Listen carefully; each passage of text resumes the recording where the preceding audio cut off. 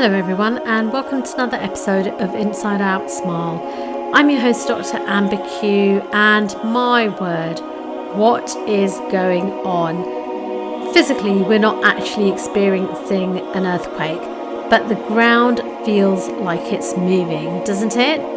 I feel it. Every headline, which I don't look at the papers, but even so, on my phone, every sort of,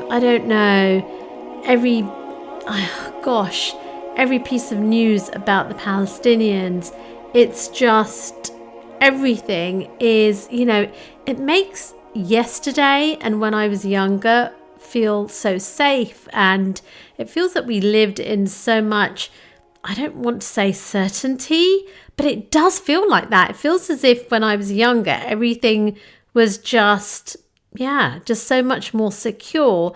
And tomorrow looks, just so unstable. And it's funny, isn't it? Because when I was younger, I thought that, hey, if I planned enough, my career, the exams I was going to sort of sit, and if I guess was anxious enough about those exams, or if, I did my prayers, etc., that the world would just, move in the way that I wanted to, harmoniously, and that all would be great. But of course, that's not the reality, right? And so I've been pondering about the fact that, we know that sort of calm doesn't come from outside. We know that inner peace is really vital. And I think now is a time when we really have to tap into that. And I think that with everything that's happening, we know just seeing the resilience of Palestinian people, we know by looking at their example that we already carry, kind of what we're searching for. We're already carrying that within. And I think that, and certainly, thinking from I don't want to say spiritual aspect, but for me, from a religious aspect, it really does help you to kind of find your balance within that whole quake. And so, certainly there's an Islamic, I don't know what to call it, phrase, or there's an Islamic principle, let's put it that way, that even if something bad is imminent and you have a seed in your hand, you should plant it. So I think the thing is that if we can control our breath, if we can put one hand on our chest and feel our hearts, we know that we're still alive and we're not lost. We do have a compass to guide us. And I think that, when I think back to when I was younger, because yes, I am looking back, I've sat with people who literally were terminally ill and they still found room for hope. We've all watched the Palestinians, and, I used to have a clinic for people with no address, and they were jolly and just such wonderful people. And so I think if, obviously the atrocities that are occurring in the world right now, but if, people can be resilient going through that, then certainly we can, just pull courage in the uncertainty that surrounds us, because I think that we have to play our part. I know I've said this for many times, but I'm just feeling it so much more acutely. And the thing is, we are all one human race, humanity. We all share that same raw material, right? Breath, will, or free will, as the Muslim would say, and a heart. And, I've been saying a lot, haven't I, in today's episode? But I think the thing is that there is no perfect leader. There's no new law or some lucky break that's going to flip the switch, we know that reality is what we make of it. So in a sense, that switch is in our hand, and it's in my hand and it's in your hand. So really, we hold the key to the change that we are begging to see. And I think that, everything's so heavy at the moment. It sounds so heavy, but it's, I've been studying Islamic psychology and it's really amazing. And I think the thing is that this is all a training plan for the soul. And every crisis, every setback it's like literally a training ground, right, for the gym, or a gym for the soul. So every crisis and setback is like adding another weight. And each time we lift and we overcome these things, we're proving our own strength back to ourselves. So I think the question really is, how do we move from fear to action? I think obviously we start from where we are, and what are the things that we can control? We can only control our own actions. We can't control external circumstances, really. So I think that, if we do something, that any small action and build upon that, then we're doing something. Because the world is going to keep on spinning and we cannot stop that spin. We just want to turn any motion that we have into momentum. We can help others pick up the broken pieces of their lives and help to rearrange them through any small thing that we can do to help others. And, those small pieces are things how, those small motions that make momentum can move mountains. Gosh, that's a lot of M words, isn't it? So I think the thing is that, I don't know. I used to pray for a long, when I was younger, there were so many books that we would read about the past sort of wars and things. And I always used to pray that we would live kind of in a peaceful world, and things are just getting worse and worse. And the reality is that there are going to be testing times. We are heading for testing times, but we can, as I said, place our hands against our hearts and feel and know that we are equipped to face the unknown, to face the unknown.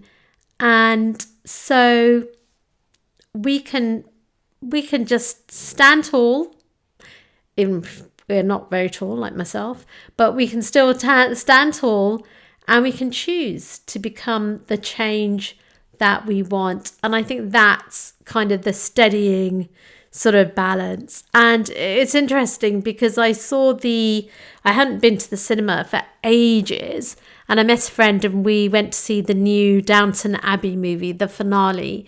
And in a sense, that was sort of saying the same thing, really.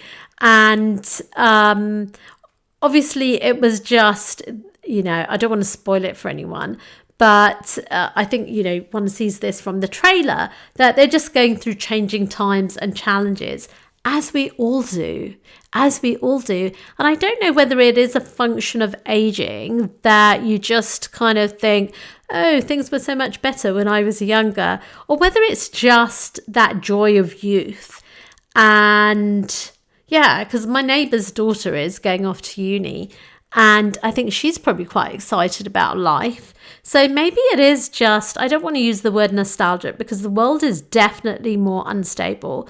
But horrors were occurring when I was younger. I was just less aware of them. Palestinians have been suffering for over 75 years.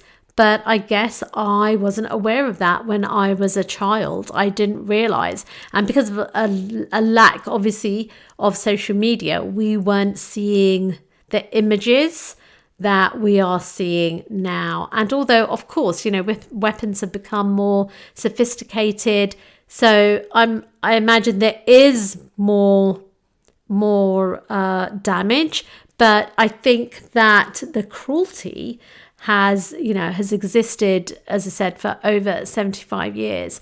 And I think, and that's not the only place. People are suffering all over the world, in Congo, in Sudan, just everywhere, whether it's natural disasters. There's just so much happening, but I guess there's always been a lot happening. And so just being able to center ourselves and to know that, it is that inner peace that is going to guide us and give us that compass.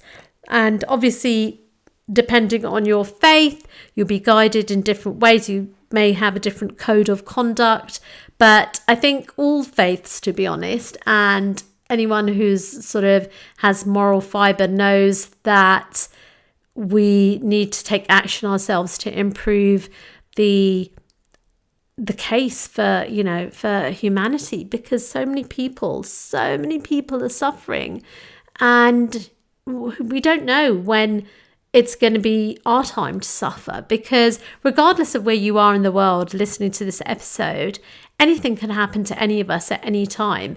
But it's just that when there are various world events, obviously it does feel more uncertain and unstable. And I think, again, everything just comes back to us and how we are in our inner state.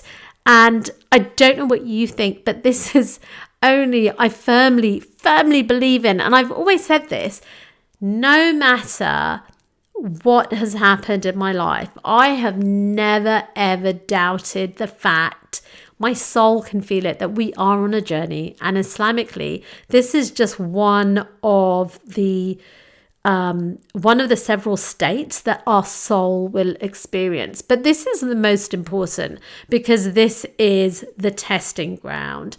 This world is like, I was saying to one of my friends the other day, I was saying it's like a hotel room, right? And you might be in a really nice hotel room, you may not, I don't know. I feel maybe I'm being reflective because I have been spending time with friends and family, and I feel very blessed.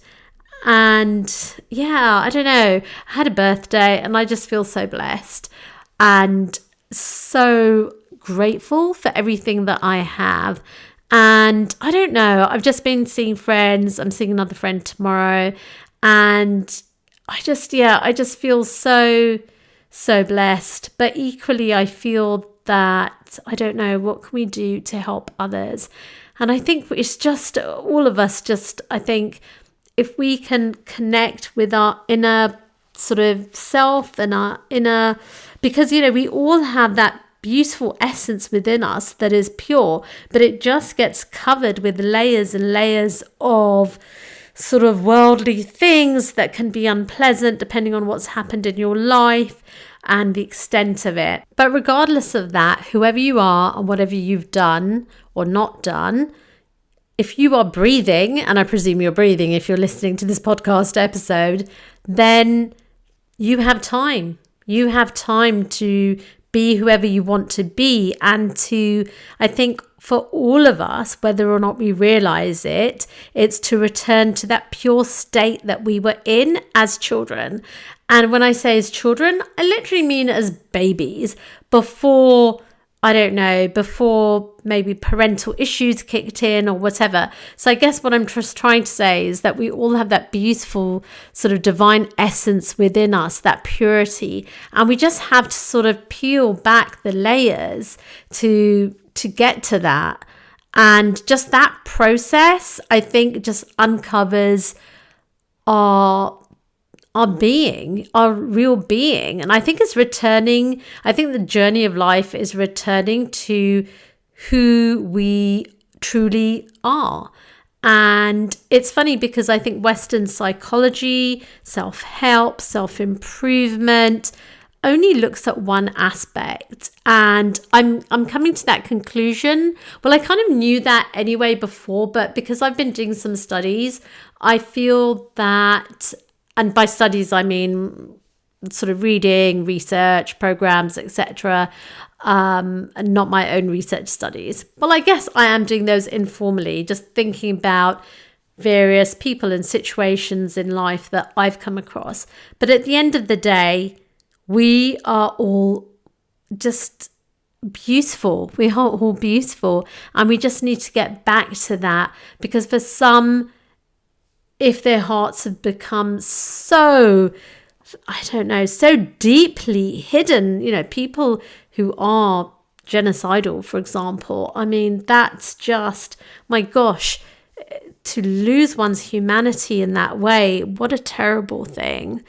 So I guess all I'm saying is, just feel your heart, listen to your heart, and be guided by sort of, the essence within.